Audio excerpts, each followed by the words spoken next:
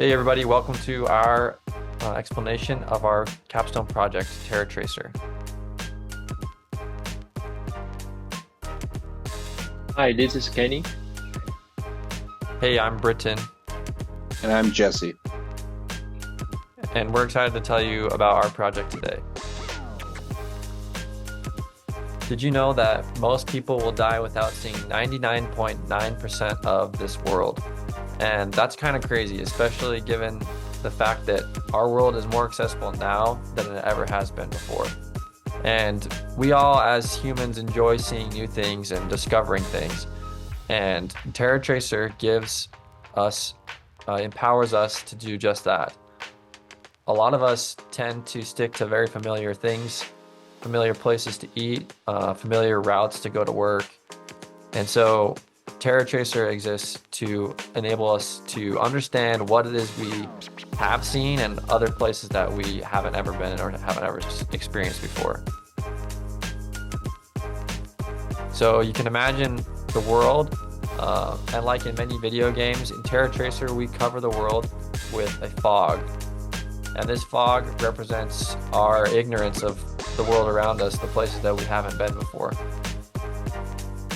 So in TerraTraccer, as you move around the world, as you explore, you uncover the map. And the fog dissipates from the places that you know about and that you've been. And it remains in those places that you still don't know and haven't ever seen with your eyes before. In addition to this cool visualization of where you've been and where you haven't been, TerraTraccer also tracks your frequented destinations, points of interest that you have been to before. It tracks what those points of interest are and the frequency with which you visited them. And then we know that traveling and exploring is a very social thing for all of us. And so we built in a social system that we'll explain more in detail.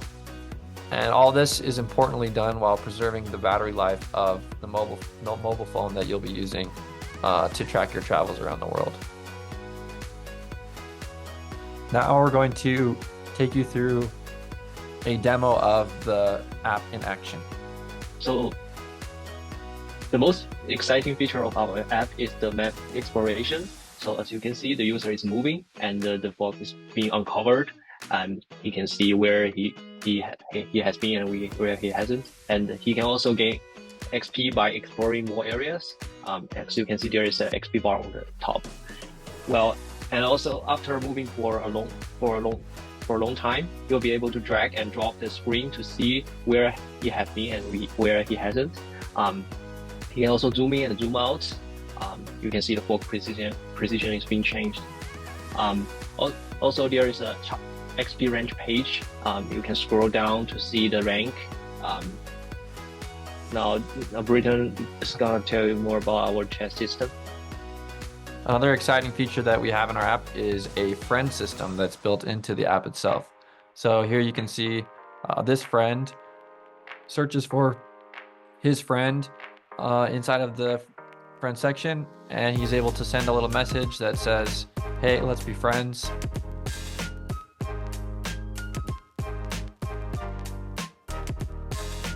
And once he sends his customized message, then now we'll go into the other user that he requested the friendship with, and you can see that this friend has an incoming friend request.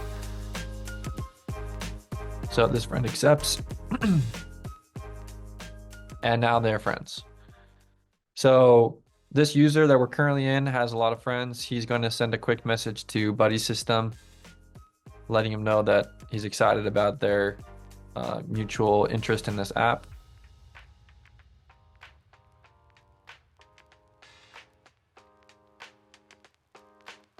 And now we're able to navigate to other chats that he or she has, respond to an unread message to Jesse.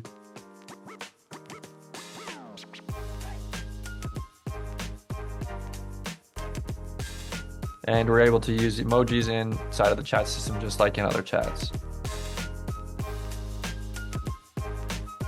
So in addition to talking with your friends, you can also see your friend's live location. And the location is marked by their profile image on the map. And if you're interested which friend it is, if you've forgotten what their profile image is, you can click on the profile image and I'll tell you their username, as well as the time that they most recently checked in with the app. So you can see all the places you'll go was here today. Another main feature that we're really excited about is our point of interest system that we've implemented. As somebody travels around the world, they often visit many places each day. They visit lots of restaurants or hotels or stores. So we have those displayed on the map, and as you travel around, you can click on those and log that you have visited the locations. You can also if you go to a location and you're there for long enough, it will log it automatically for you. Okay, we can see here now on the point of interest screen that we have a lot of different locations that we've visited so far. Now, if we scroll down, we can see that we've visited the Habit Burger Grill once. So here is our project's structure. So we use the React Native for our front end, and we talk to the Mapbox API to fetch the map, like the road and the display of the map to our front end. And also we use the Django for our backend, and then we host the backend on the Amazon EC2 server. And we use the MySQL for our database, and it is hosted on the Amazon RDS server. And one of the features we have is we fetch the nearby POI constantly, so we let our backend to talk to the overpass street map API to fetch those POIs and pass it to the front end. And next, I will talk about our core data structure. It is quad tree. So what is quad tree?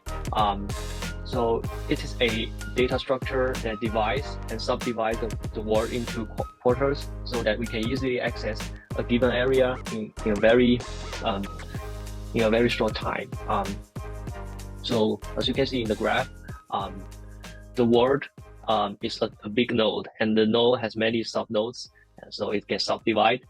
So if we can instantly retrieve some visited location within a region, and also we can achieve efficient rendering at all zoom levels, and we can with this algorithm, because tree avoids duplicates, so we can automatically handle and avoid adding duplicate locations. Okay, now I will pass it off to Jesse to tell you more about our effort in creating TerraTraccer.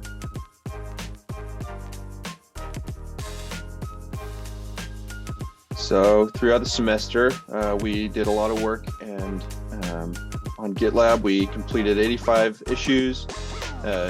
We committed the total of 393 times, and we built 26 API endpoints to run our application. Unfortunately, as we were using Google's API, or Google's point of interest API, we accidentally went over the free tier and we were charged about $100. But this was worth it because building TerraTraccer was amazing. As we were building our application, we demoed the app to 10 or more users and got a lot of really good feedback, and we made some really good changes that we were happy about based on that feedback. So this is TerraTraccer. We're really excited about it and really happy with what we've accomplished. And we'd like to thank the University of Utah and the School of Computing for allowing us to build TerraTraccer. And we'd also like to give a special thanks to OpenAI's DALL-E 2 for generating our amazing logo that we have. So thank you for listening to our presentation.